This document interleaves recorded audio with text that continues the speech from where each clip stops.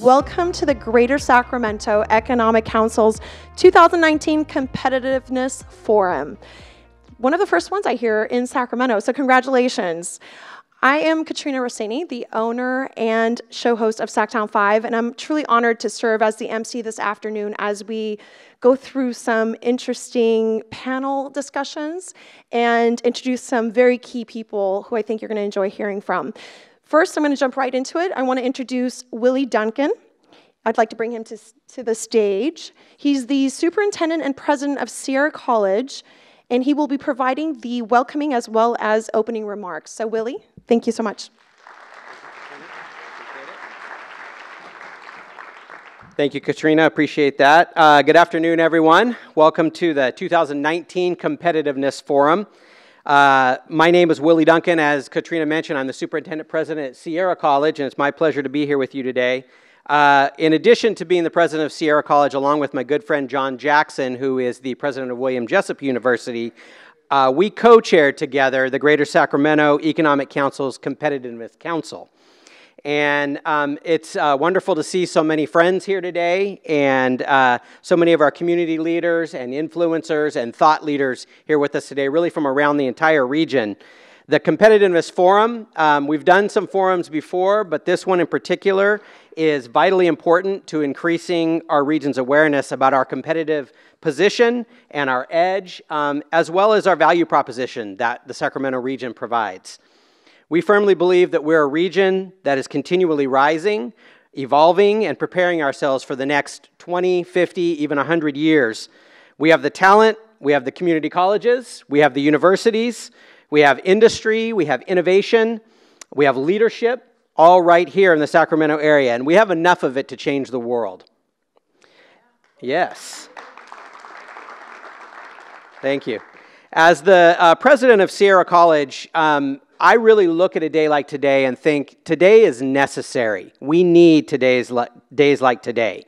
It's necessary because as we work to educate and train the next generation of professionals, the information shared from our national location and site selectors with us today is going to help us to create different programs of study at our colleges and our universities to prepare the next generation of workers in our region so that they don't have to leave the region in order to find the jobs they need, but they find them here. It's necessary because we want our region to be competitive, but we desire our students to be competitive as well. And I, for one, look forward to a day like today because I can learn from the experts today. Being competitive means desiring to be the best. In order to be the best, we must first know our strengths and our weaknesses, and we can't shy away from that. That's the reason we're all here today. Over the past 2 days, our panelists that you're going to hear from in just a few minutes have toured our region and have had deep discussions with our leaders within our region. They'll share their thoughts and their insights with us today and about our region, and most importantly, the thoughts and insights of their clients about our region.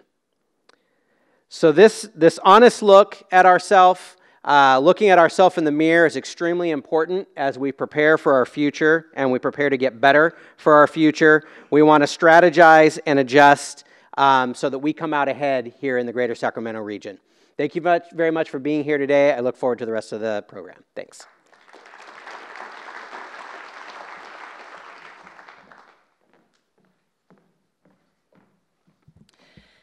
Thank you, Willie, for your opening remarks, and thank you for the reminder that the region is alive and thriving with talent, industry, and innovation. I'm excited, and I hope you all are, about the Greater Sacramento region and the direction we're headed. Now, up next, please welcome to the stage Danielle Casey, the Executive Vice President of the Greater Sacramento Economic Council. Danielle, the stage is yours.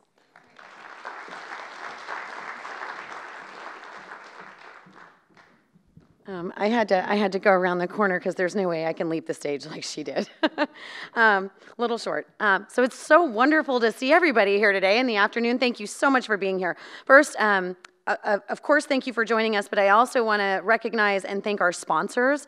They really help make this whole program possible, and not just what you're sitting through today, but the last 2.5 days of events and programs and meals and travel and all types of educational opportunities with the site selection team. Medetta Ventures, SMUD, Lion Real Estate, KBM Hogue, the City of Rancho Cordova, and Easton Development Company, LLC. So please join me in thanking them for supporting us. All right. So I'm looking forward to the panel discussion, and this is, again, the culmination of a 2-day really whirlwind tour. They are tired, they'll tell you that. We're working them hard. Whirlwind tour and orientation for the Greater Sacramento region that they've experienced. So first, I want to share a little bit of information with you, set the stage a little as to why we're even holding a focused discussion regarding site selection, and also Greater Sacramento's competitiveness standing and ways it can be enhanced. So to get your brains working and make sure that everyone stays awake and engaged, I know it's kind of that after lunchtime, I'm going to ask you all very quickly, make sure that your phones are handy, not that they aren't in this day and age, but have them at the ready because we're going to do a little bit of audience participation in a minute. All right?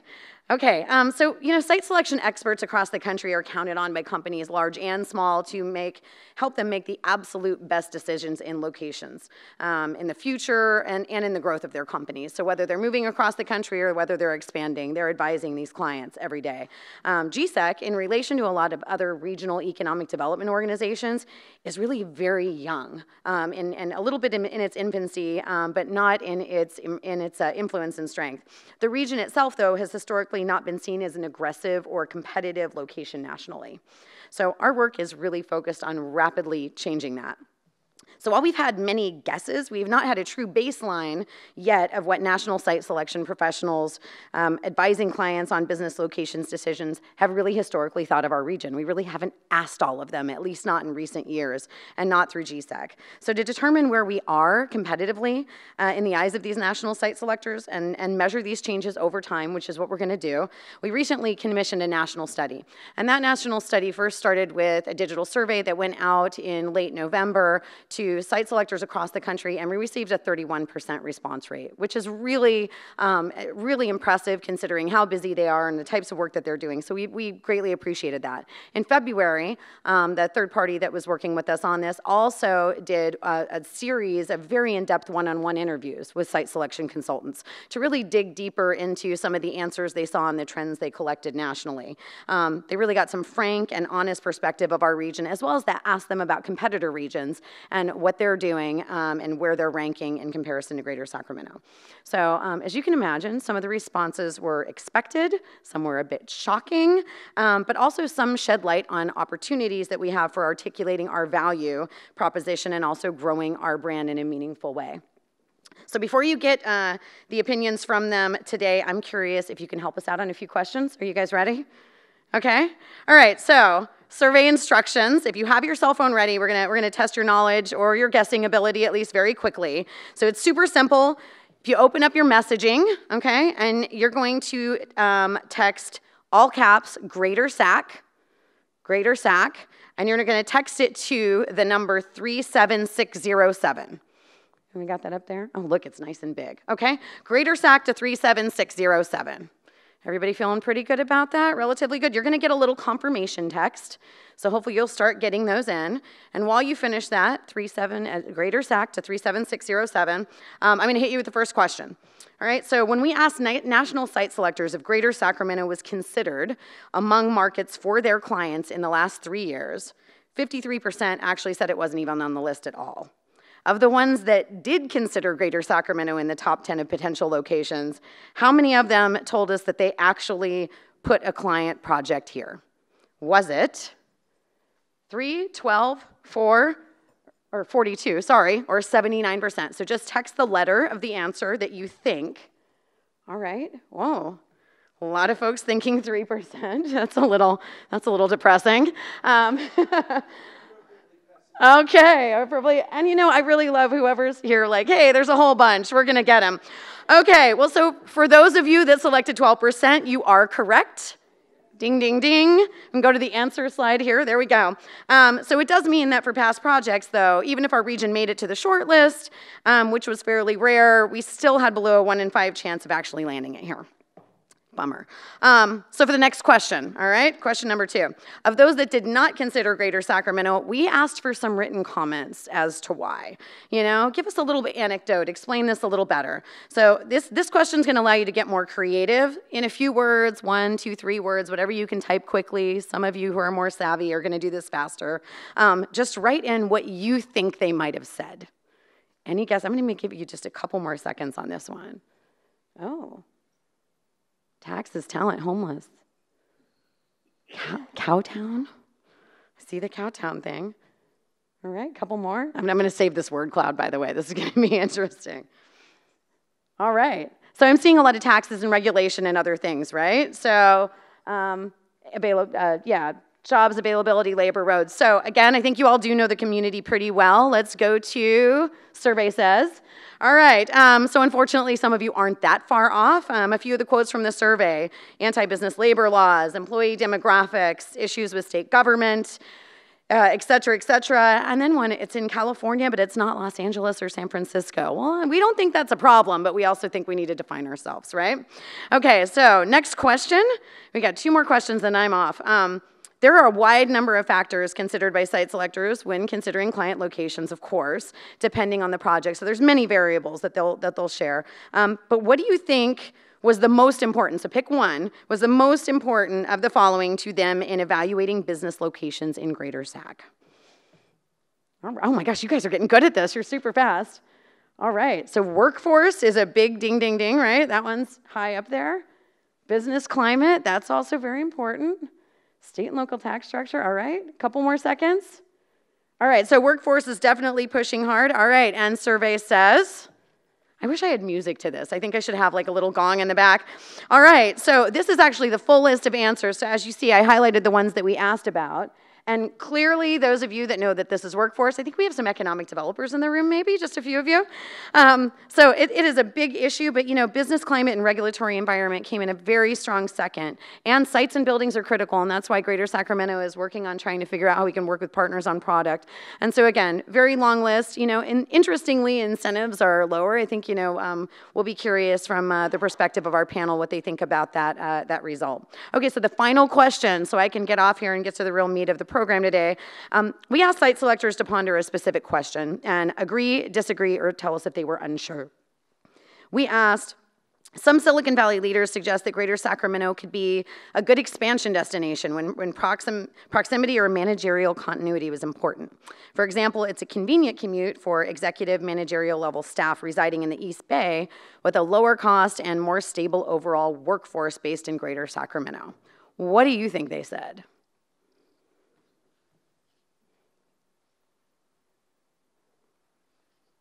All right. Interesting. I love all the participation. So we have a very, very strong, heavy agree, huh? Survey says, wow, right? 39% agreed, and pretty much everybody else was split on either disagreeing or not having a clue. So again, this is something we're working on tremendously, and again, another reason why we thought it would be a very cool idea to bring some national site selection experts out here and really educate them on the region. So I can't wait to hear what they say on the panel today. But you know, for us, this is an extremely telling result. It demonstrates clearly that we've got tremendous opportunity for education among business location decision makers across the country, and talking to them about the value proposition for the Greater Sacramento and its connectivity to the mega region. So, you know, based on these responses and many additional questions in the survey, we also actually received from the survey analysis a set of strategic recommendations for Greater Sacramento on ways we can possibly continue to increase our competitiveness. But I'm not going to share that right now. Instead, I'm going to leave these data points with you, and then I'm going to hand the podium back to our Master of Ceremonies, and she is going to introduce not only our moderator, but our amazing panelists that have been here and exploring the region in the past few days, and hear about their insights, their experience, and even possibly some of their recommendations. So thank you very much. All right.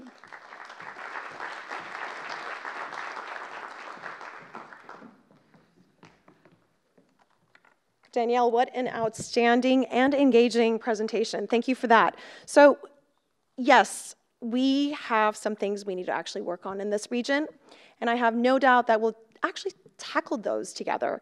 So that being said, I think it's about changing perception here, and this great organization is all about that, and thank you all for being here for that. Now, the first part of the battle is knowing, and it sounds like we know. And so I want to get right into it and get to what we have all been waiting for, which is the actual panel discussion. I would like to please ask our moderator and panelists to make their way to the stage while I offer some brief introductions about each one. First off, I'm going to introduce, not in any specific order, our moderator first, not the panelists. So our moderator is Mr. Denton Kelly. He's the managing principal of LDK Ventures, an entity formed with his father, Larry Kelly, with a focus on value-add real estate acquisition and development opportunities in the western region of the United States. Denton is responsible for identifying and executing new real estate investment opportunities. He's also responsible for sourcing equity capital requirements for all LDK acquisition and development projects. Currently, Denton is an owner in the McAllen Business Park. Our panelists are some of the nation's top and best. Introducing them in no particular order, so please raise your hands as I call your name. I think are they out here? Oh, there we go. So one by one, please come on over. We don't bite up here. So first of all, I want to introduce panelist Courtney Dunbar, the program leader for Olson, a nationally recognized employee-owned engineering and design firm with a rich history of success. Courtney has combined career experiences in economic development, thank you, community planning, and project funding. In her current role, she leads the industrial client program, strategy, and is actively engaged in industrial site planning, site selection, site certification, economic analysis, and community planning. Her goal is to align the intellectual and physical resources of potential developmental areas or sites with their economic needs. She's written many community plans focused on developing vital, innovative communities that entice economic growth and redevelopment, as well as addressing funding strategies. Her career has centered on industrial and base company development. She serves as a contributing writer for both Site Selection and Area Development magazines, with articles centered on site preparedness for economic development opportunities. She is a sought-after speaker nationally on topics related to economic development site preparedness. Courtney's career has centered on primary development, community planning, and finance. She's a faculty instructor on topics of real estate and infrastructure development at both the Heartland Basic Economic Development Institute and the University of Oklahoma's Economic Development Institute. Mouthful. So thank you. Dean C. Foote is President, CEO of Foote Consulting Group, LLC, a development-related consulting company located in the Phoenix area. FCG provides site selection, real estate workforce development, and economic development services and was formed in 2008. Dean has worked on dozens of projects in recent years, including corporate projects for Staples, Simplot, Walmart, Midwest Vaco, the Navajo chapters, Coca-Cola, and Protocast, and economic development projects for the New Mexico Partnership, State of Arizona, State of Tennessee, State of Oregon, and the State of Ohio, just to name a few. He has over 35 years of experience, and Dean is a founding member and former treasurer of the Site Selectors Guild Incorporated, and is a certified economic development, CECD acronym. Thank you.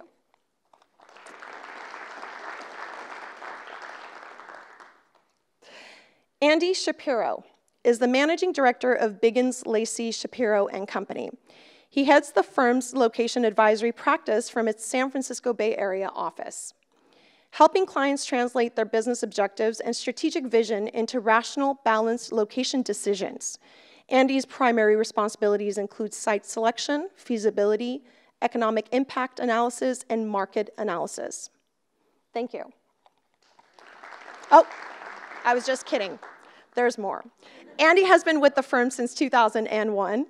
Before joining Biggins, Lacey, Shapiro & Company, he spent a decade with Fantis Company, Moore, Stahl, Boyer, and Deloitte & Touche as well. He has also managed the permitting and public approval activities of Public Storage in New England and Florida. Prior to that, he was a marketing manager with the Fairfax County VA Economic Development Corporation and a planner with the Fairfax County Office of Comprehensive Planning. Thank you.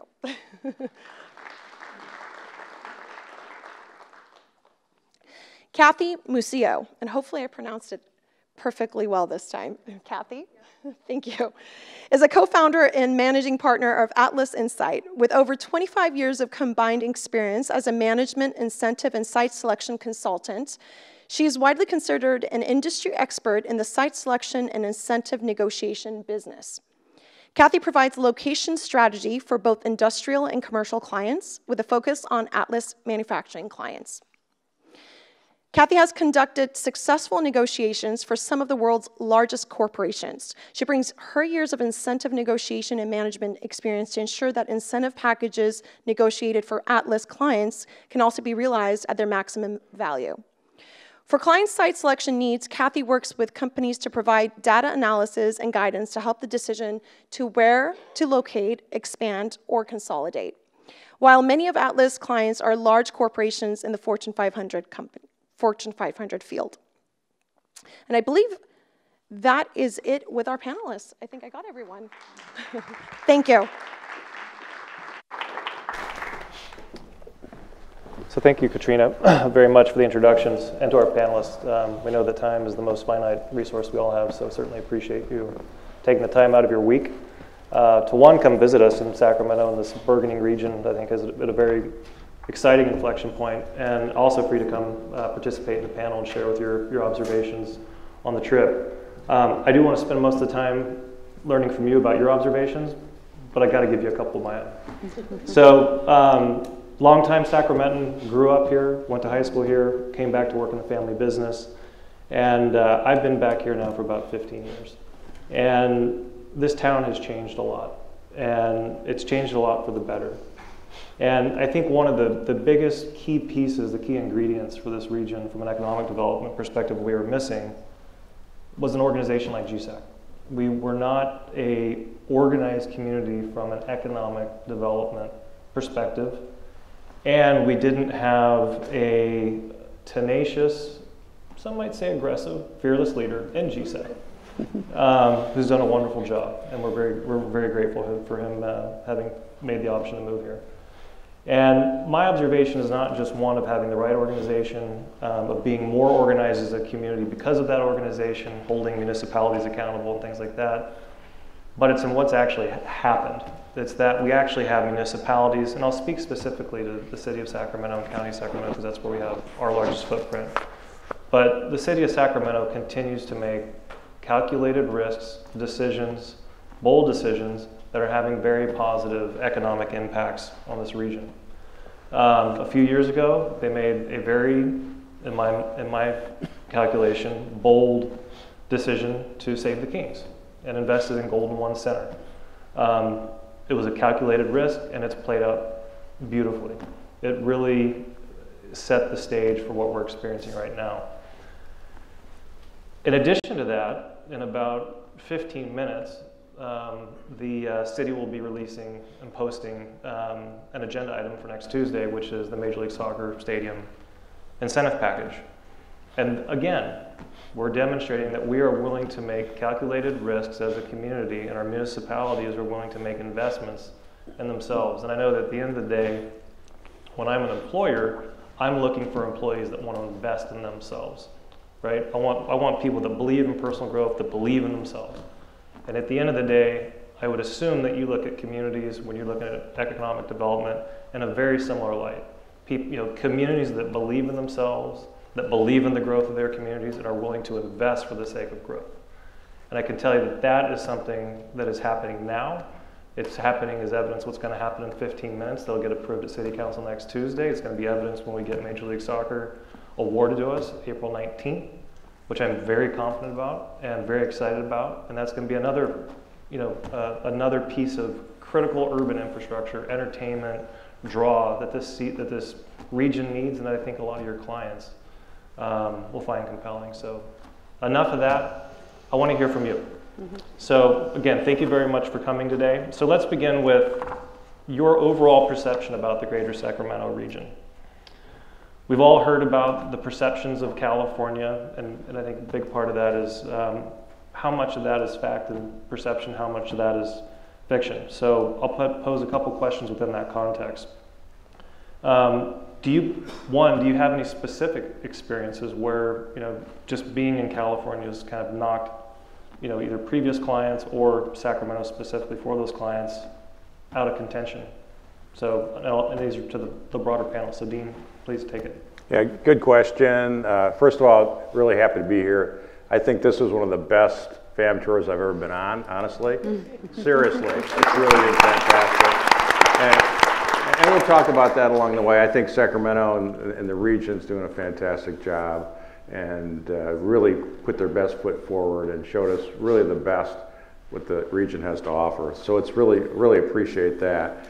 My experience in California has not been great, I'll be honest with you, in recent times. The last time I worked in California was 2 years ago, helping a California-based company leave California. They located a manufacturing facility as a metalworking company. We looked all over the South, and we ended up placing the facility in Carson City, Nevada.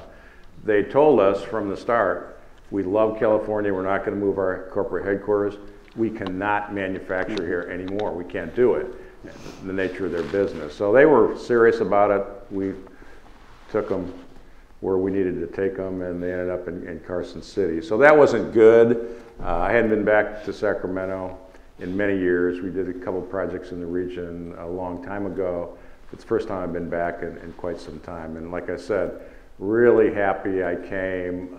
This region is so much better than any place else I have heard about. So I think we can talk more in a little bit here. So the fact was better than the perception?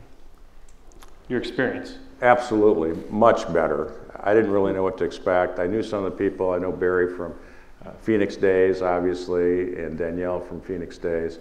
So I knew they had good folks here, and as it turns out, this staff is absolutely unbelievable. They're so good. They're great economic development staff, very professional. They know what they're doing. It's going to make a huge difference. Because keep in mind, we're consultants, we know a lot of this stuff.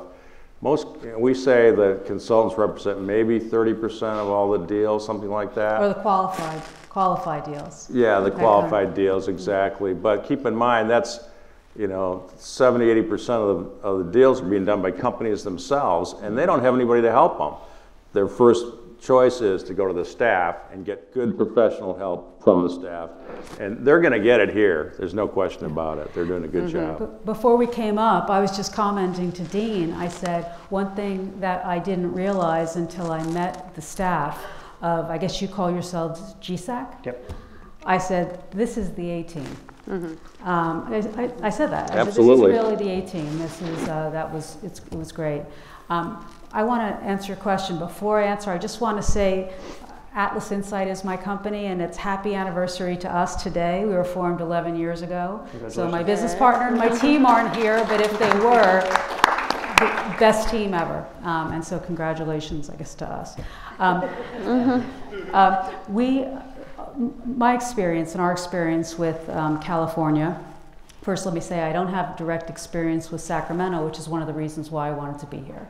We have looked at Sacramento on paper for an insurance-related not back office, but sort of shared service. It didn't make the short list, so I didn't have on-the-ground experience. But over the last 10 plus years, certainly I've been a part of closing and consolidating locations within California, and unfortunately moving a number of locations out of California. I have 2 clients right now, both smaller locations that hasn't launched, but I know that they are going to be moving out of California. But we also have experience in recently setting up a food manufacturer in California, expansions for existing California clients, and retention of 1 California operation. But the vast majority has been locating out because of higher costs, and sometimes because of to answer your question, the perception, which is also reality, that there is an unfriendly business climate on the state level, especially to our manufacturing clients. Can I ask you one question in that regard? So you said the manufacturing clients, and I do recognize that businesses are making multi-year, even generational type investments when they do factories and things of that nature. As it pertains to maybe some of the other industries that you represent, what's their perception when you kind of talked about the political regulatory landscape of California? How heavy do they weigh that decision, like relative to the manufacturers, which for obvious reasons make very long-term investment decisions? I mean, when you look at it, you're either in California doing business or you're not in California doing business but want maybe better access to the West Coast market or to the California market. The question is, do you need to be in California to have the access to that market? And if you're not in California and you hear about the sometimes hostility that the regulators and even in the legal system within California towards businesses, why would you want to open yourselves up to doing business in California when maybe you could access the California markets in Nevada, in Arizona, in Utah? So that's really the question. Okay. Anybody else? I think the question you posed at the beginning, if I heard it right, was about perception. Is it fact or fiction? Correct. And I would argue it makes no difference. If it's fact or fiction, it's perception. And the perception out there is that it's not a friendly place to do business. Whether that's wrong or right makes no difference whatsoever. You've got to get the message out. And in a vacuum, someone else is going to get your message out for you. I'm parroting a line that Barry's been using the last couple of days, but it's extraordinarily true. California's done an awful job at controlling the message about California, and as a result, you're letting every other state, particularly Nevada, Arizona, Colorado, Utah, Oregon, and then of course Texas. The list goes Texas, on. Enough. We're good. Yeah, control the message about you. You asked that question at the very beginning, or I know it was posed in the beginning. We had situations where our clients would not consider California. I mean, I've been in this business for almost 30 years, and for the last 2 decades, easily. The vast majority of my clients who had a nationwide search would start off by saying, I want to look for a location, but I don't want to go to California, New York, New Jersey. I've lived in all 3 of those states. I'm trying to figure out there's some tie back to me somehow, but it's something you struggle against every time. And again, it's because your state, our state, I moved here 2 years ago, so I'm now a Californian, does such a poor message at such a poor job of controlling the message out there about it. Can I interject one thing? Sorry, That's Courtney. okay. I started in the site selection business probably 15, 18 years ago, sort of in management consulting before that. And when I first got into the business, I had lived in California, down in La Jolla, for 5 years. I love California, right? I moved out for family reasons, not because of taxes. But I got into this business, and does anybody here know what the ABCs of site selection mean? That's the first thing I was told, anywhere but California. Yeah, sorry. No, I was just thinking about it more from just a macro perspective. There was a comment that was made to me in a competitor state of yours in Florida. It's in the economic development side at the state level. And they struggle with the Disney World effect. Mm-hmm. When the rest of the country thinks about Florida, they think about Disney World, they think about travel, and they think about tourism. They don't think about aerospace. They don't think about ag production and all the manufacturing that goes on that surrounds that and all the other industries that they have there. What you have to realize, because you guys all live here, right? So you're used to the dichotomy and the varied types of economic activity that go on in your state, and clearly Sacramento is very different. We got a great taste of that over the last 24 hours. This Nebraska girl loved UC Davis. Loved everything about that, okay? Yeah. Love, love, love. With that being said, that's not the story we get. We get Southern California. We don't care that much if you're here because we have everybody here and it's sunny and warm all the time and there's beaches and it's a travel place and then there's Silicon Valley, but there's no room for manufacturers. There's no room for, you just don't get that message. And then when you hear things like it takes years and years and years to get permits, and you can't get through NEPA processes, and they may not want you if you're a little too dirty. A lot of our clients are dirty on some level, but they also create a lot of jobs, a lot of capital investment, a lot of things that are tied to your university systems in this region. So I think there's a necessity to somehow break into various economic regions, Sacramento having its own ecology, environment of an environmental or an economic region, the difference in your story. So let me ask you another question in that regard. Did you have a comment? In that vein, you talk about the opportunity for us to really do a better job as a region marketing ourselves to the country, right? To folks like yourselves and companies. And I'll talk about just Sacramento, GSAC, kind of us doing that. How much of a, in the broader industry of site selection consultants, how aware are people in that industry of Sacramento to begin with, just to kind of set a baseline? Yeah, I'll pick it up. I mean, we've talked about this all along the week here, and it's really important to think about from a site selector. And I know this is your first FAM tour in a while, right? First one? Yeah. Ever? Wow. Okay, that to me is incredible. That's awesome. Because we get invited to so many of these across the country. We don't always go, but I bet I've been to Texas 5 times in the last 3 years on some kind of event that's like this. We've met with the governor a couple of times. I've been to the state of Mississippi on a FAM tour operation. We met with the governor, had dinner with him, toured the mansion, all this stuff.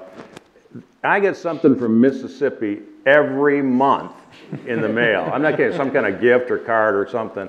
And that's Mississippi, but I'm just saying that you got to get the word out. I mean, that's what it's all about. And we don't locate anybody anywhere until we've seen a place, we've talked to folks, get to know the community, see sites and buildings, all those things. So this is, like I said, this is one of the best FAM terms I've been on because we saw everything that I need to see to make a decision. But you need to do more of it. It should be like a regular thing. You should do it at least twice a year, seriously. It's simple to do. Get more consultants or companies in here. It can be done. And just get the word out and let things happen, because they will. Once you're face to face with people, things begin to happen. I think this is it was eye-opening to me. I mean, I've been to Sacramento to approval meetings for incentives before.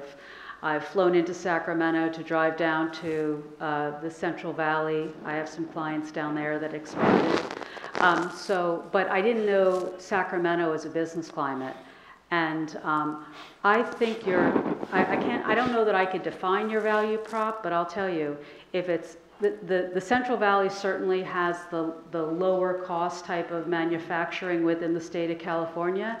But if you want a city in California, and I spent a lot of time in LA, I know San Francisco well, certainly lived in San Diego, you are hands down head and shoulders above those other 3 cities, in my view, after being here for 2 days.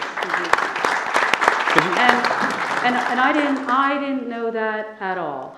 You started, I don't know if you guys have started to hear a little more in the recent years about Sacramento, and maybe that's partially because of Barry and his team.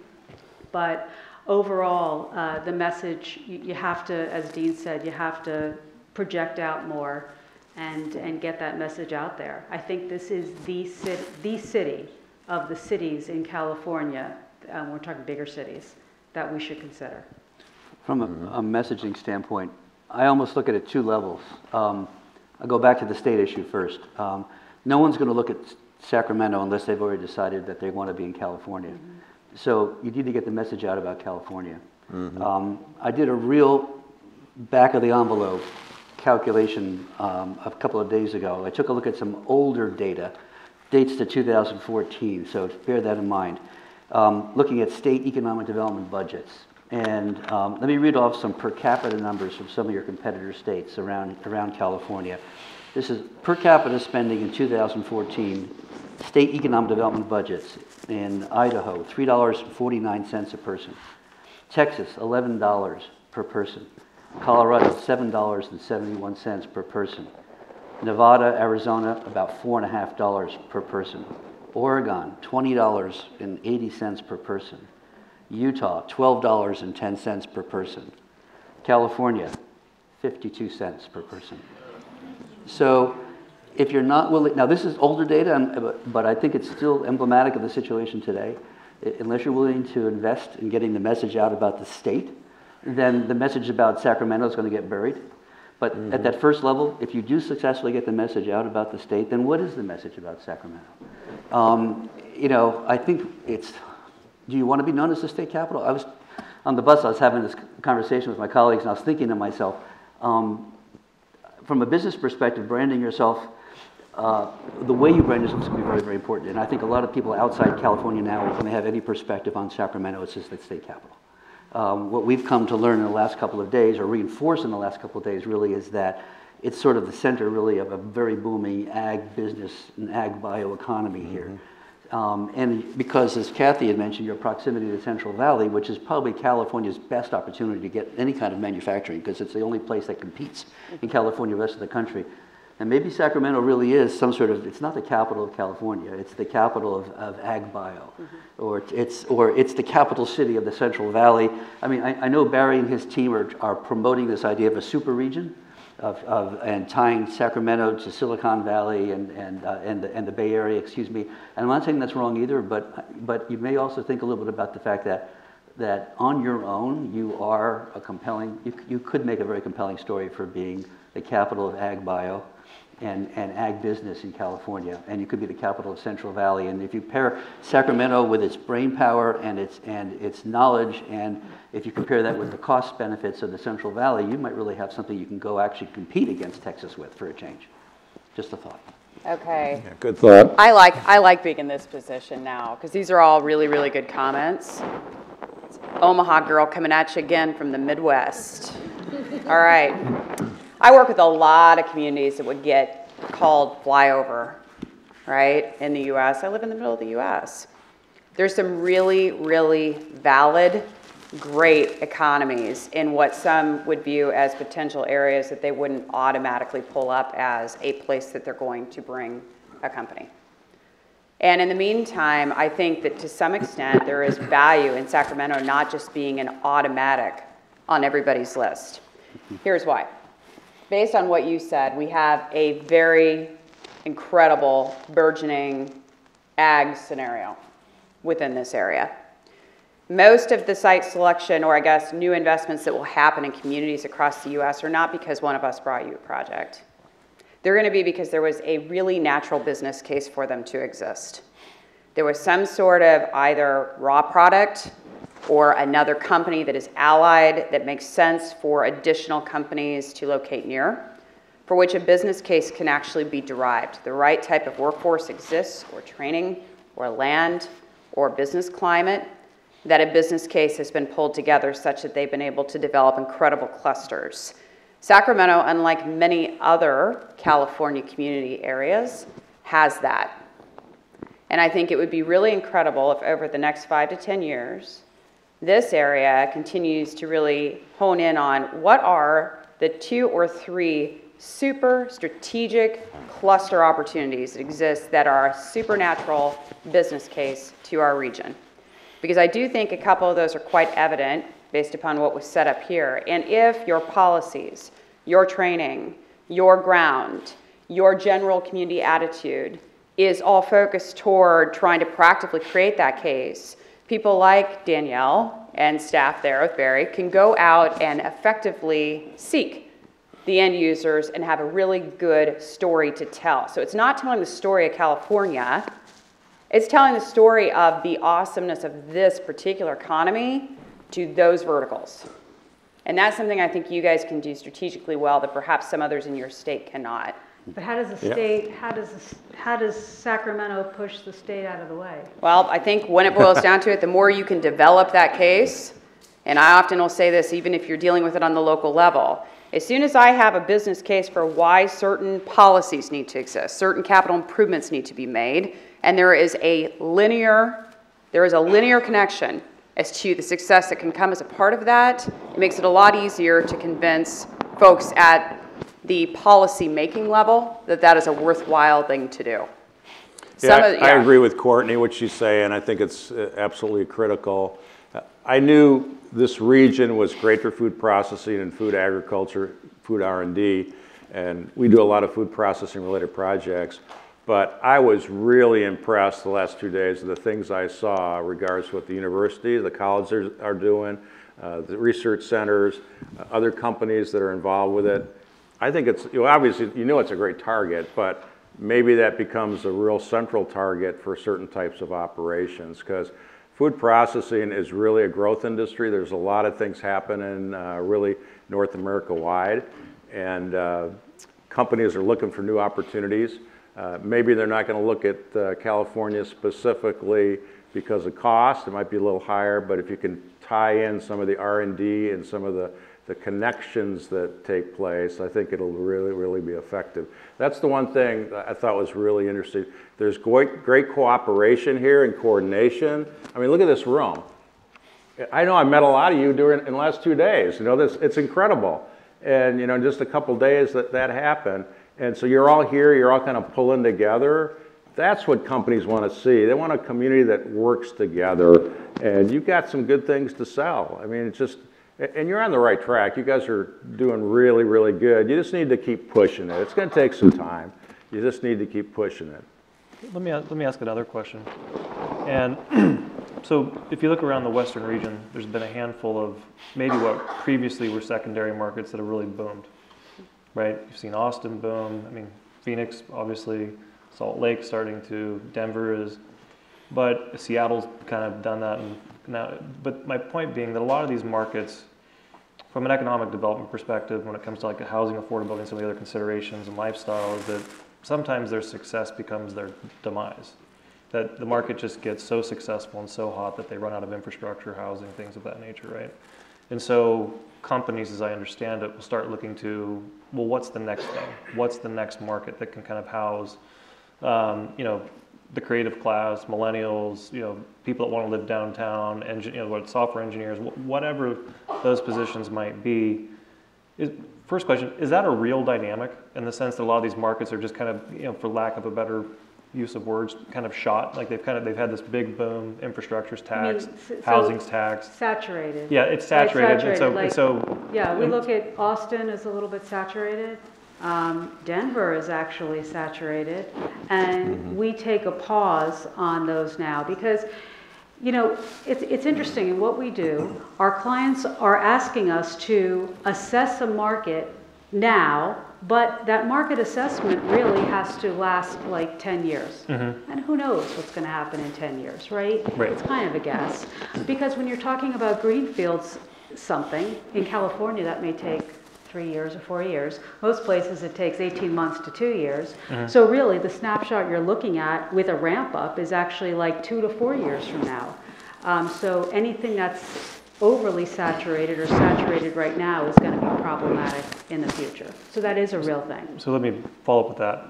So to the extent these other markets are getting saturated, do you view that as a good opportunity for a market like Sacramento that is up and coming, that we're building out our urban infrastructure, the entertainment infrastructure, the amenities, and really have a good story to tell?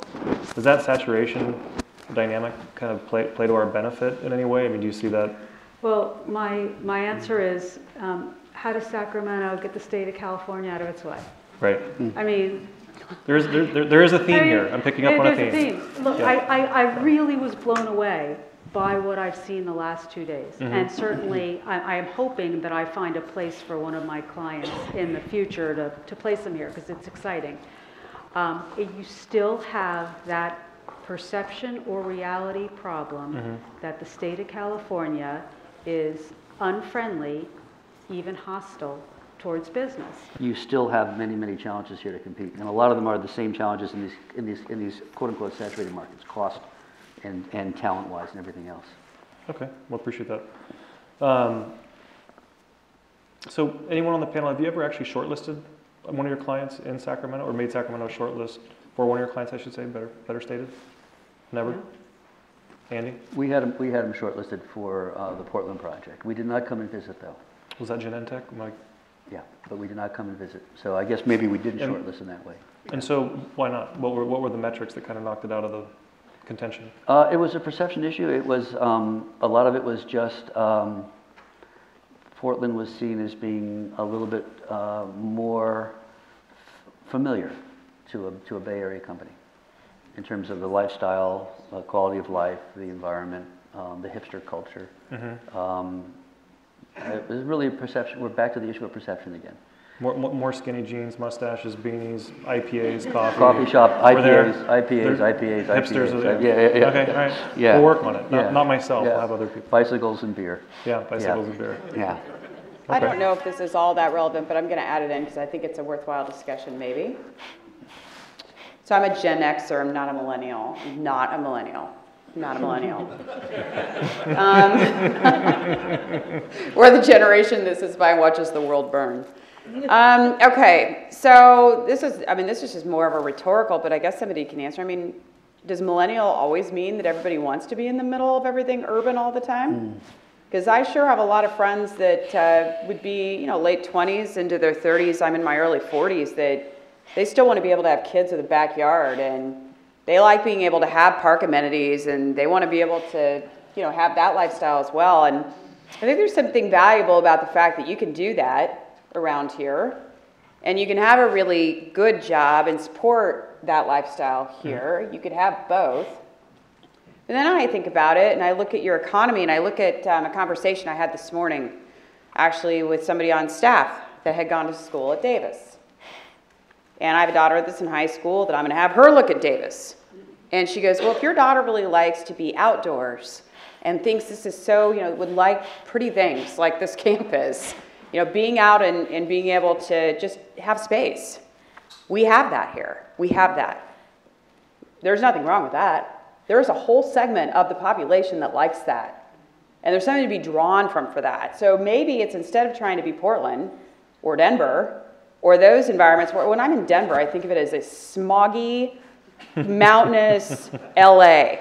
Okay, we have offices there. I'm there, whatever, but I'm not comfortable there. I'd much rather be out closer to where your university's at, near to where I have great amenities like where we had dinner last night and the places we were able to see and go to a Kings game, but I still can operate. Maybe he's thinking about that maybe from that side. Millennials like to snowboard. Right? Yeah, we got that you covered. got all kinds of stuff covered. around here. 90 minutes from Tahoe. I didn't realize that I thought you were like 2.5 hours away. No. Yeah, short jaunt, day trip.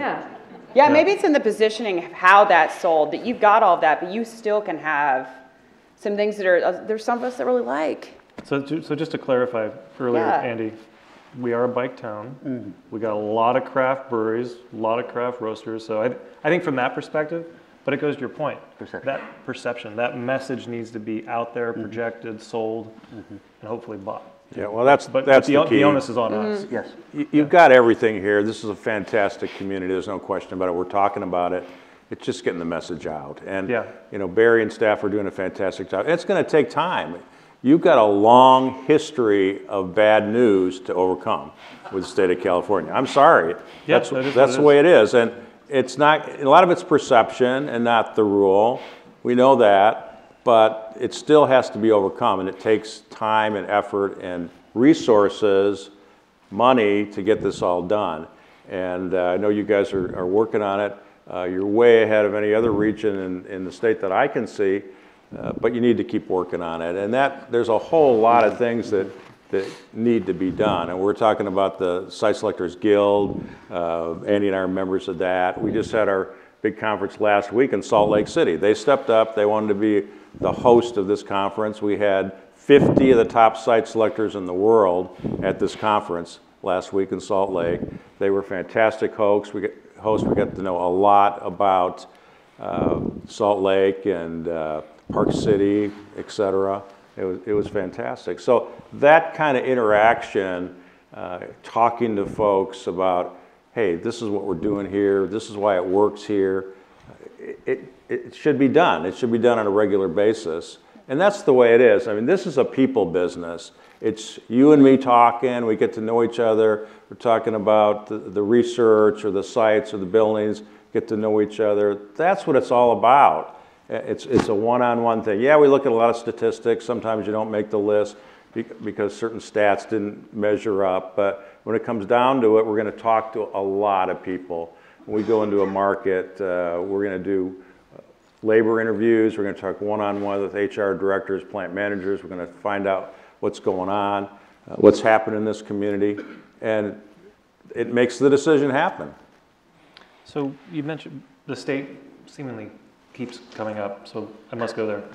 So what have you actually seen other states do in concert with local economic development agencies, business groups, organizations to really elevate You mean aside from the support perception? them? What's that? Aside from Aside from support them?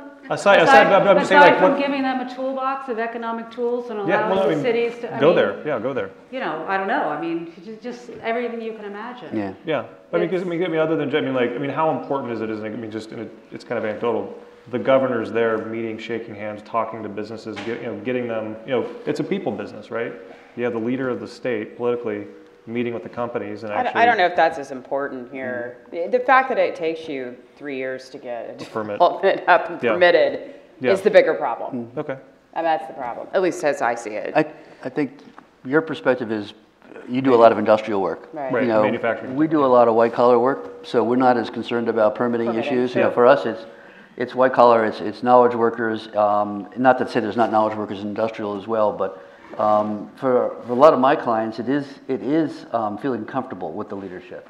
That you're wanted, that the state is organized, that they are prepared to support you, that the local, right through from the local straight to the state, there's a system of support there for you. Texas is a prime example. We had Barry on a panel a few weeks ago. Back in the Bay Area, we had Jessica here from the Dallas Chamber in there on that panel as well, talking about competitiveness and the battle for new jobs and investment. And Texas is integrated from the very top right down to the bottom. Support from the governor, unwavering support, administration after administration, right down through each of the regional levels, the Dallas-Fort Worth group, the Houston Chamber, regional organizations that are wonderful, right down to the individual markets, Plano, Texas, in the Dallas market, and Corpus on the Bay. These are well integrated economic development entities, right from the local level straight up to the top, and it seems to transcend administrations and economic cycles. They stick with it. They stay with it. They don't waver. They continue to remain committed, and they stay on message, which is really important. And you can say the same thing about Georgia, South Carolina, even places like Missouri and Ohio are getting better at this now, right? Even the upper Midwest is getting better at this now. So it's somewhat bifurcated. I mean, the main, because we own both industrial and we do urban development, mixed use development as well, and office. So I get it. It is a bit bifurcated in terms of how your clients may look at the world. Because yes, manufacturing, air quality credits, things like that, it takes longer.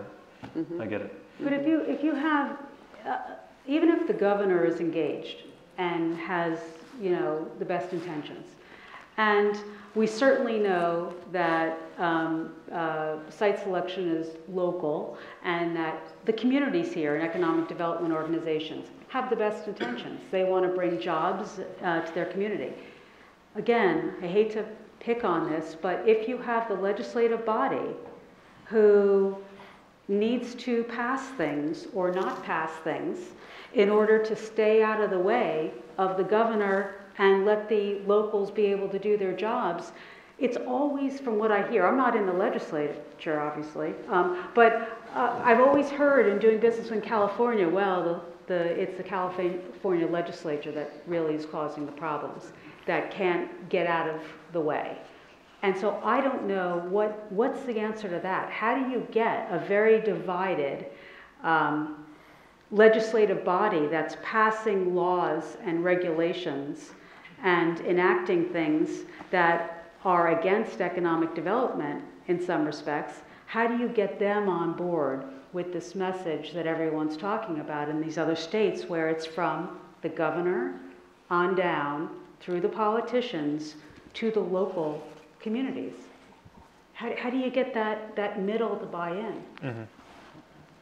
Anybody else? Okay. And these other states aren't perfect.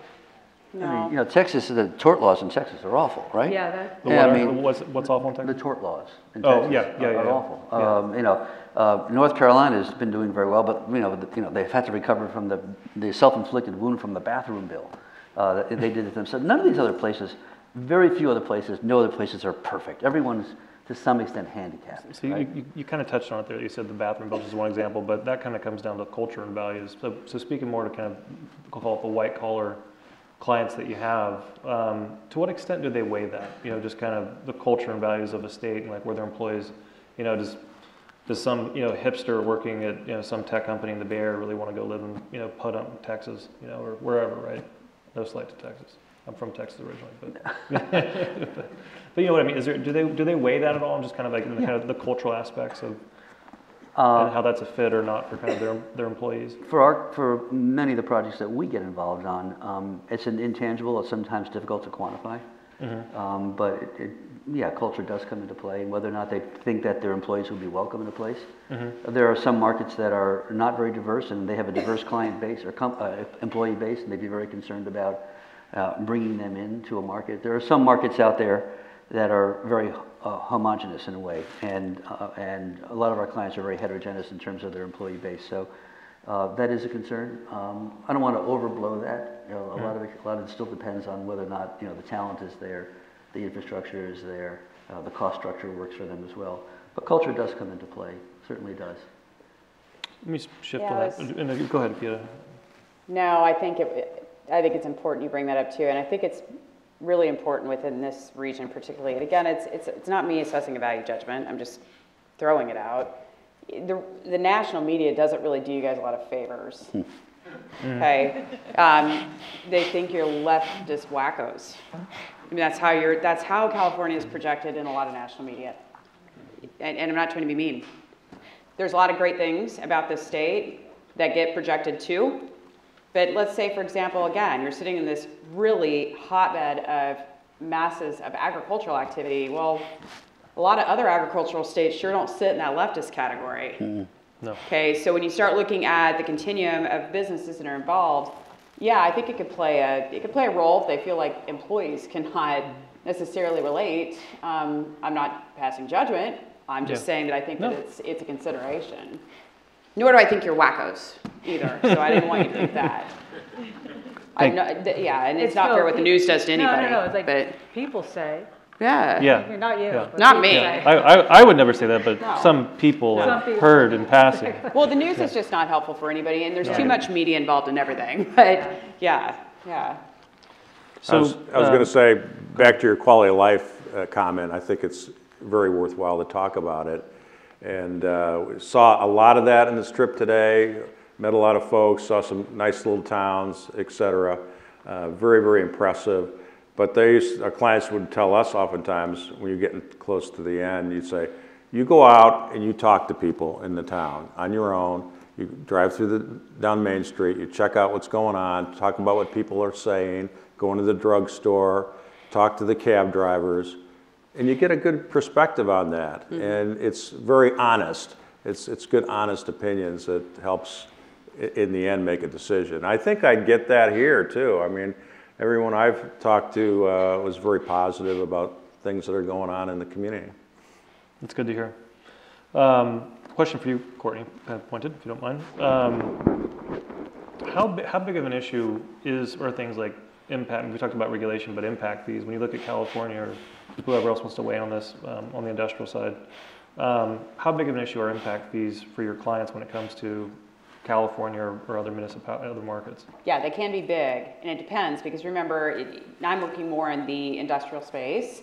Often we end up with larger capacities of infrastructure, and we start looking at having to extend, and depending upon how those communities have designated their future land use and where that site has been decided upon, if it's a greenfield scenario and we're building out to that, it can be quite pricey, right, to be able to actually serve to a site. So impact fees as far as connectivity, as far as capacity build design, can be expensive. Now, with that being said, there are other states and other areas that do have them and assess them either at the state level or local. And sometimes it becomes a concessionary scenario, whereas they've got TIF or they've got abatements that allow for some of that to be bought down incentive-wise, or other special funds and pools. So what I would say is if there is an inability to completely wipe that scenario here, if there's some way to offset it, that would be very beneficial to this area because it is an issue. Mm-hmm. Mm-hmm. Anybody else? No? Okay. Andy, pointed question for you. Since you live in the Bay Area, work in the Bay Area, work with a lot of employers out of the Bay Area, what is it that you see we as a region are doing right from your observations from spending the last couple of days here? And for that matter, where do you think our focus should be going forward in light of that observation? Well, you're not the Bay Area. Don't want to be. You know, that's yeah. No, you say, what are you doing right?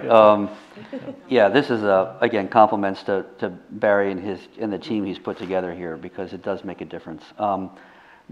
I arrived in the Bay Area 2 years ago from the East Coast, and my very first project was an industrial bakery that was in the East Bay, run out of space, hemmed in at their lot, releasing. They wanted to expand. They wanted to own.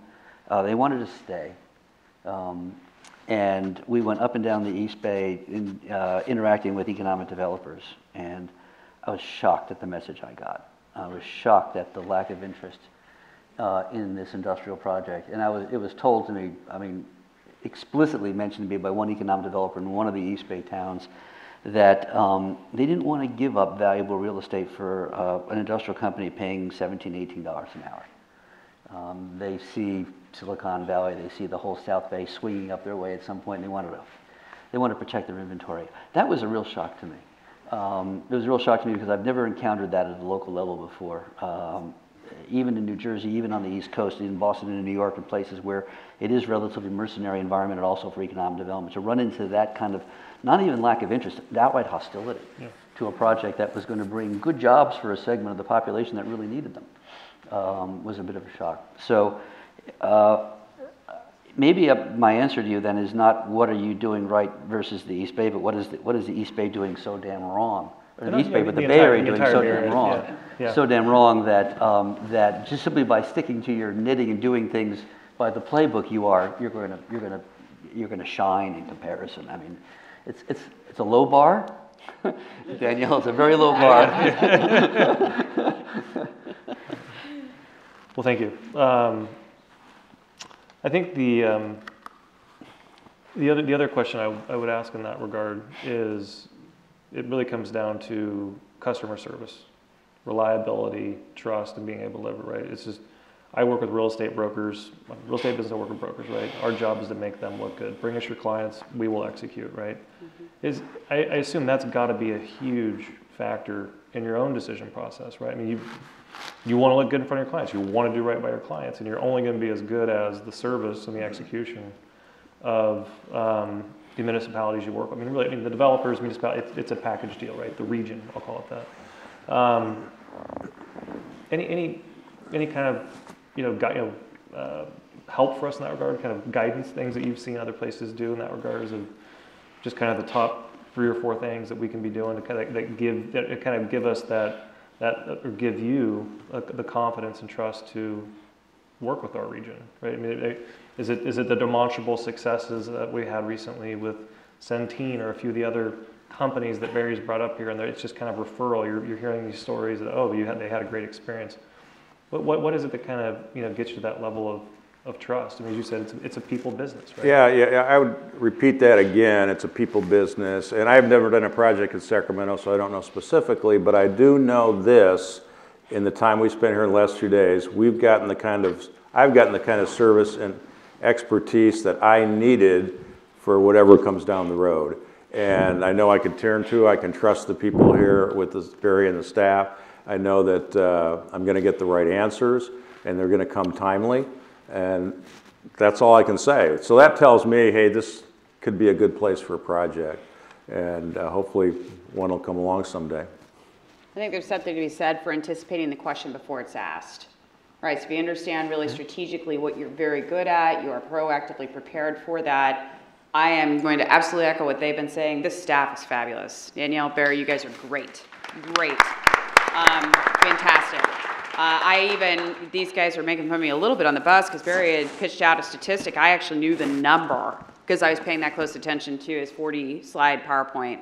Early in the morning, I had the $138,000 or 138,000 number to what I was looking for an answer. So at the end of the day, being able to be so good that you really are conveying information that allows you to know that there is depth there, and that if they don't know the answer, they know exactly where to go to get it, and they could do it timely, allows you to rise above the fray, because you'd be shocked as to how much of the country cannot do that. Mm-hmm.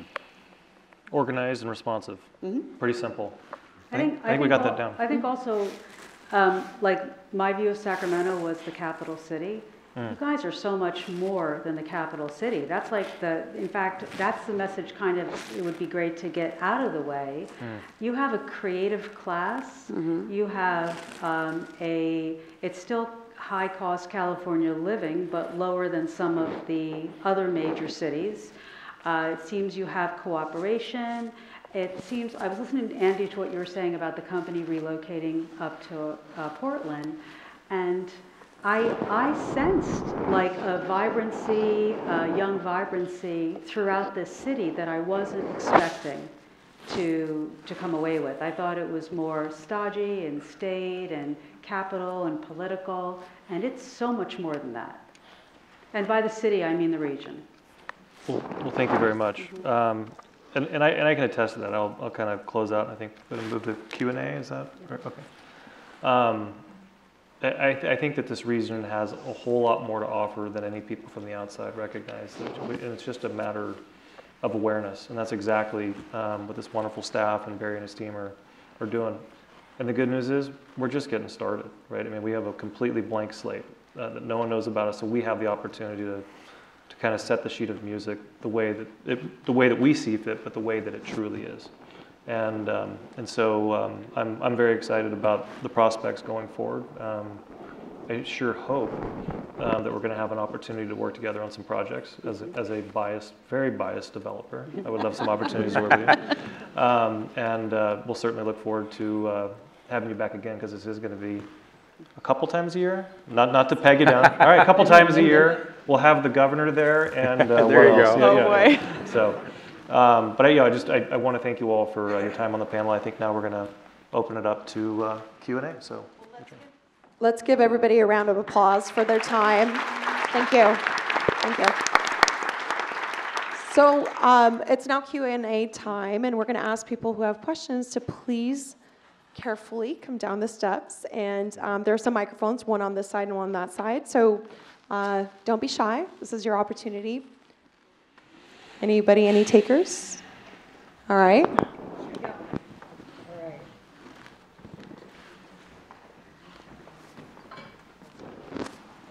You had mentioned that some other states spend $11 per capita, or $2, $3, and California spends 50 Cents. That's. What do the other states spend? I'm sorry? What do other states spend on the money on? What do they spend it on? So it wasn't a deep dive, as I mentioned. It was a back of the envelope sort of calculation. I looked at the gross numbers that were reported, but I looked at some additional data that was more current, and a lot of them spend it on domestic marketing, international marketing. There's business finance, there's entrepreneurship. There's a lot of things. There's a lot of stuff folded in there. I didn't bring up the domestic marketing one because I just didn't understand why. But in that line, for California, for 2018 data, from a different source, there was $0 in there for domestic marketing. I'm not sure if that's accurate or not. I don't know, but it's all of that. It's external marketing. It's financing. It's company building, entrepreneurship. It's workforce development. A lot of those things are folded in there. Have I ever seen anything from California? In 30 years as a site selector with 28 of them on the East Coast, I can count on less than one finger the number of times that that California's come to visit me, and the amount of stuff I've gotten from the state of California. Right? That's not to say that I haven't gotten from Sacramento. I haven't gotten from the Central Valley. Central Valley comes. Yeah, the Central Valley group absolutely. is very good. They're strong. It's very, very good. They actually are. They've coalesced nicely down there as well. That's an interesting point in and of itself. I might have turned this off. Now, I don't know if I even know a single Department of Commerce person with right? the state of California, Right. or have heard a name or ever seen them in anything. Yeah. Ever. Have you? Well, I don't know who they are. Because I've done some incentives deals, I've Yeah. gotten to meet some of the people, and they're really sharp, really good people. Yeah. But that's the only reason. Well, I think the thing I'm bringing up is they must play more of a, it's more of a regulatory type of Exactly role, right. not a marketing role at all. Yeah. They're not. Panaria, the former head Okay. of GoBiz, when I first got here, her staff was willing to sit down and talk to us, have us come to Sacramento and chat about some incentive programs on behalf of our clients. I think they're okay on as you start moving towards execution, but the upfront promotion piece is almost It's not there. non-existent. Okay. Great. And if we can have the gentleman next. Well, first, thank you for coming. Really appreciate it. Learned a tremendous amount today. I'm Tom Bog, the mayor of the city of Dixon. I've heard a lot of your comments regarding being surprised at what you've discovered in the area and your expression of a lot of the challenges that we face. My question is if you could really narrow it down to 3 specific areas that we may focus on to improve our positioning, what would you say those 3 things would be? Well, in no particular order. Okay. Don't hold me Well, to This it. is my learning time. I think I don't know if you're a number 49 or 50th worst highest income tax in the country. I think you have one of the worst, sorry, not worse, one of the highest sales tax rates in the country. I certainly know that I hear from my clients that are in California that the legal system is stacked against employers. It always assumes to take the side of the employee first, that are in place that make it very easy for employees to call in sick. I hear this from manufacturers, and they report, especially our manufacturers that have a footprint throughout the US, that the absenteeism at California locations are higher than at their plants in most other states. I'm just throwing out some things that I hear. Maybe I should rephrase my question. Where are all those? You're thinking about just things you can locally. Local level. Absolutely. I mean, I can't, go out and Okay. change what the Oh, well, here. I have ideas on that one. Courtney can take this. Yeah, so I was trying to, and I know I talked around it earlier to some extent, but I think there's real value in this community because there are strategic assets that exist here that are different from other parts of California. For me, one that sticks out clearly is this entire idea of agricultural base, for which there can be a growth scenario, and it can go a lot of directions. It can go manufacturing, it can go tech, it can go various forms of biologic, pharmaceutical. There's a lot of places you can take it. But if I'm you, I am identifying where I really have a strategic business case to that specialization within the vertical, and I am really setting policy, land, workforce around a good business case to proactively seek additional companies that would have interest in being here because of what you have set that base for. You're going to kill the rest of California if you do this right, with that piece, because you have the natural asset. So I'll just put one out there. I'm sure there's others that have ideas here too, but I think a proactive approach to marketing, not just waiting and trying to compete against East Bay or Denver is the way to do it. Is your city in SMUD territory? No. Okay. I'm actually just outside of the Sacramento region. Never Okay. mind then, We're about- because we're I about was 15 amazed. miles, I was 20 miles amazed from at there. SMUD when I heard about what their industrial rates are, because obviously that's a complaint you hear when, for most manufacturers, one of the top 3 or 4 inputs are going to be the cost of electricity. Granted, California has good reliability compared to a lot of areas, but certainly among the highest cost in the U.S. I was pleasantly surprised and actually shocked to hear what the non-quoted, heavy user industrial rate would be in SMUD territory. It was very competitive. Yeah, it really was. So utilities could be a factor too. Oh, yeah. Well, for manufacturers. not Yeah. for white But again, collar. that's that same thing of taking assets and deficiencies, and don't go after things that don't make sense. I mean, if you cannot be competitive in them, don't go after them. You need to go after the things for which you have a natural competitive advantage. Okay. Okay? Thank you. These are great questions. We now have another question. Great, thank you, and thank you all for being here. My name is Megan McPherson, and I'm with the City of Roseville in Placer County, and I understand you were out our way on Wednesday. Glad you could come. I wanted to know, from the the really micro interpersonal interaction that happens on a fam trip to, you know, the national media that you mentioned, Courtney, that also shapes people's opinion. What are the things we can do in between? What do site selectors and people on the corporate side, what do they pay attention to? Is it specially targeted ads? Is it articles in certain magazines? What are those magazines you read?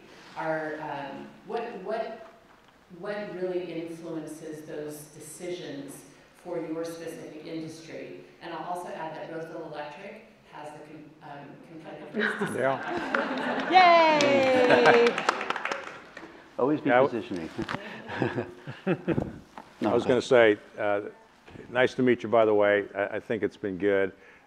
Locally, the people I've met, let's keep a conversation going. It's really simple via email or LinkedIn, and talk about some of the things that you're doing. I can respond, others can respond, because you've got a great opportunity here to interact with us because we got to know you. That's really important. As far as general marketing, I think you need to send information out, not your newsletter. I won't look at it. Not your newsletter. Don't send that. Not your annual report. I'll just delete it. But if it's something with a subject title, new plant opens, or layoffs are possible, whatever it might be, put that in the title of the email and send it out to key site selectors or companies, your prospect companies. Let them know what's going on, because I think that's really important. Enter into a good communication on kind of an ongoing basis. To be honest with you, I'd probably generally skip the advertising, maybe just a few things to keep your name out there, but you can spend a whole lot of money. You can spend your whole budget on advertising in a really short period of time. I'd do something better than that, which is keeping in touch with folks. If I could add to that, and this is, I brought this up with Danielle earlier. I think for the 2.0 or 3.0 version of these events, and this is a wonderful event, it would be really, really good if you could get your corporates involved more. I think nothing speaks to an area's ability like a testimony from someone who's there and operating right now and is a peer to a client firm of ours. So to the extent that you can get your corporates involved in both developing your message and in also projecting your message, I think that's really critical. There are some markets, and I believe that might have been one of the questions you had at one point. So there's some markets that do that pretty well. They won't just bring their investors with them when they come up on a trip, or have their investors for a FAM tour like this. They'll have other corporates involved as well that will talk about their companies and what decision they made, how they made it, why they made it, and what it's been like since they made it. You know, Pittsburgh used to send, they don't do this anymore, I don't think, but at one point Pittsburgh used to deputize business persons in the Pittsburgh community to be ambassadors, and when they went out, particularly abroad, the chamber would give them thumb drives with information about Pittsburgh on them. And so when they went to the Hanover Fair in Germany, they would start to toss these thumb drives around and say, well, have you heard about Pittsburgh? I work there, I have a great company there, here's this. So they deputized their business community. So I think deputizing the business sector and getting them involved and getting your message out is really important. Thank you. We have a question. My name is Carrie Jeske, and I'm with Jones Lang LaSalle, and I could not be more excited to have seen this event because I am a good testimonial for somebody that I lived in the Bay. Mm-hmm. I did that for a long, long time, and then guess what? I moved to Portland, Oregon. Yep. So Yep, there you go. And when I wanted to relocate back to California, I didn't even think of Sacramento. Not even for a second. I'm like, I don't want to live there. I lived in the Bay. Never thought of it. I'm like, I drive through there to go to Tahoe. I'm like, no way. I came and checked out Portland, or Sacramento, met my team here, and I was so excited to have found Sacramento when I did. It provides everything that I'm looking for in my career in terms of buying a house, actually living a life, going to Tahoe, and actually doing a lot of this stuff in the sun. So yeah. I kind of just see, and the way that I describe Sacramento, even the surrounding area of like the Midtown and just the area around the Capitol, I'm like, oh my gosh, it reminds me so much of a sunny Portland. So if that's a message that you can say, I'm just excited to be here, so. Yay! Thank you. Do you have a question? And we have time, I believe, for one more question. Please go ahead. Thank you for your time. I'm a Sacramento native. Obviously, people buy things for different reasons, and tech is pretty sexy in the Bay, and Hollywood's pretty sexy in LA. But with whom do you recommend GSAC talk to for advice on how to make ag bio sexy for spoiled brat millennials like myself? I think that there's a lot that you can do as far as cooperative extension from these universities that have the engagement. I mean, we were out on, again, I'm only picking UC Davis. I know there's others that are involved, but I just am still going, wow, off of that. Where, I mean, who knew? They're testing and they're working with wine and beer. That's totally sexy to millennial, right? And they are doing amazing research surrounding agricultural, commodities and various growing types that I think that often the story of ag is not told. So if there's a way to provide a broader glimpse through kind of that cooperative extension from the university back into either education, young professional groups, or areas of that like within the community, that might open up the opportunity to see it as more than we're just out digging in the dirt. Well, and the thing is, ag, to me, if I was a millennial or younger, ag isn't about a cow, right? It's about a cow, but it's also about beer and wine and other things. Maybe cows aren't sexy to millennials, but wine is. Said, beer and wine is. Yeah, I mean, it's an incredible opportunity to be able to, there's just such a vast amount of engagement within that sector. But I'm going to push it back to the ag sector. I've got a husband involved in it. They need to do a better job of telling what it is. And I'm going to add, if you don't mind, 1 second really quickly. The perception piece that we're talking about, the millennial piece we're talking about, I want to wrap up with my final question, actually. Social media and the power of social media in the space. No one's talked about it and the impact, especially the reach. What do you guys think about that? How should we use it? And is it being used correctly in the right cities? I'm going to get in trouble if I don't keep this short. So. Okay, so everybody has to answer quick. What do you think about social media? I use LinkedIn a lot. Never Facebook on business. I don't use Twitter very much. LinkedIn for sure. Yeah. Very great medium. I'm on LinkedIn. I don't go on it every day or even every week. Twitter, when I can, I like Twitter. I don't use the same thing. No Facebook for business. Yeah, there's a little bit of a gap for me. I'm on Twitter. I don't really know what I'm doing with it, but I'm on it. And I'm on social media to watch my high school age daughter, okay? Facebook and Instagram. Facebook is really tough because people will friend you, but it's get a little bit sometimes. Yeah. I don't think you care about our opinion on this. I really think it's more important that you get the opinion of the influencers out there, people who, young people who want to work in certain environments, who will influence their companies to make these decisions. And there's just so much out there in terms of podcasts and other vehicles and social media where you can get that done. I mean, I'm old school. I'll do LinkedIn, a little bit of Twitter, and that's about it. But I don't think I'm your market or your target for that. I do think there's value with Instagram, and we saw all these cool spaces and places over the last 2 days. I would be Instagramming pictures of that very regularly in time. Well, there you go. Yeah. So today, Instagram. Let's all post a picture. I want to go ahead and say thank you. A round of applause for everybody for their time. Great questions. And I want to wrap up by introducing the one and only Barry Broom, CEO and President of the Greater Sacramento Economic Council, to the stage to do the closing remarks. Thank you so much. All right, thank you. Let's thank our panel. Denton, thank you for your leadership. The site selectors. These guys get invited all over the country. So the fact that they carved out time is important. So a couple things. I think you can see, a lot has been turning in our community recently with regard to our reputation nationally and within California. It also shows how far away. I've made 1,100 presentations in the Bay Area and Silicon Valley, and I still make about 12 every 2 weeks. And I can't believe I didn't get a shot at the Genentech Guild. Did they buy in Portland? What's going on with that, man? God damn it. First thing I thought was, Genentech should be in Sacramento at Aggie Square. But, I mean, so this is what we needed to learn, right? So these are national leaders, they're experts on the market, and we had to introduce them to UC Davis.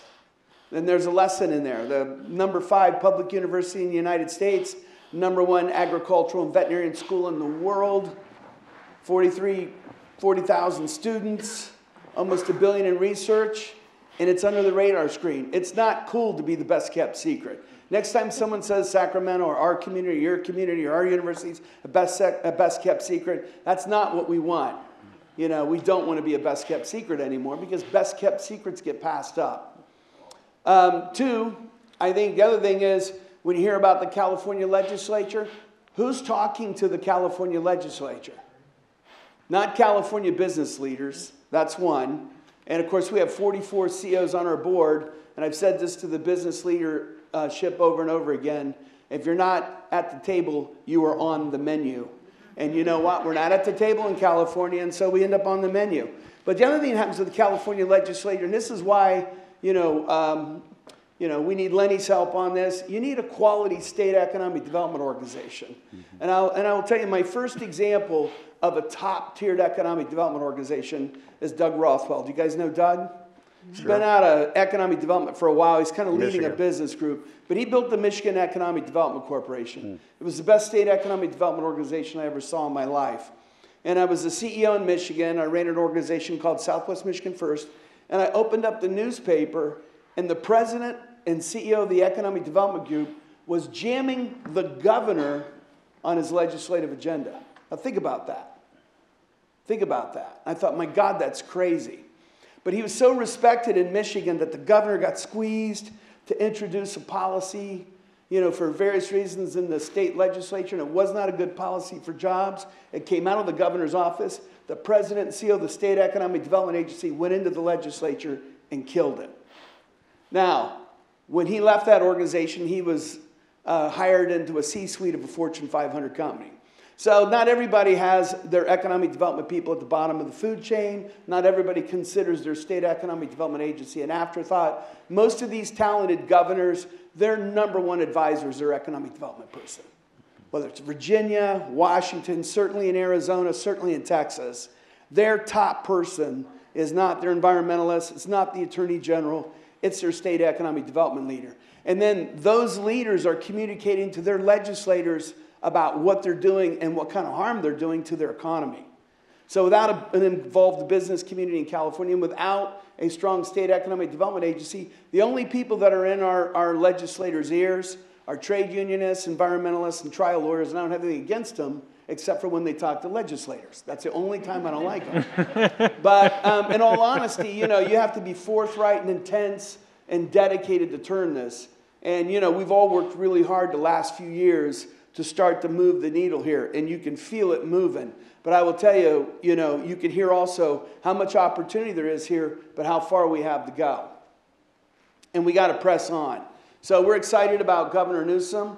He made a lot of promises as a lieutenant governor that he would build a state strategy and a state agency and go out and compete like Texas won. And I can tell you this much, I'm going to hold that governor accountable, whether he likes it or not. And you know what? And that's what you're supposed to be doing when you're a business leader. You're supposed to be supporting political leaders, but you're also supposed to be holding them accountable. We've done a lot to support Mayor Steinberg. We're glad we've done it. We're going to make sure those Measure U dollars go to economic development, neighborhoods, and young people. And if it doesn't, we might repeal Measure U. Not sit there and watch it slide down a path it shouldn't go, but actually hold the government accountable to its promises. So, you got to lead. You got to lead with conviction.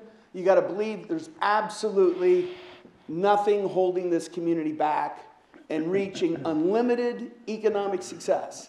And when I think of unlimited economic success, I don't mean we get overrun by traffic and have massive affordable housing problems. I'm talking about the kind of economic success that's sustainable, valuable, contributes to the success of climate change, gives us carbon-free mobility, produces medicines for unmet healthcare needs, raises our profile, takes people out of poverty, pulls people out of broken neighborhoods, fixes broken neighborhoods, the kind of economic development that we can set an example for in California and across the country.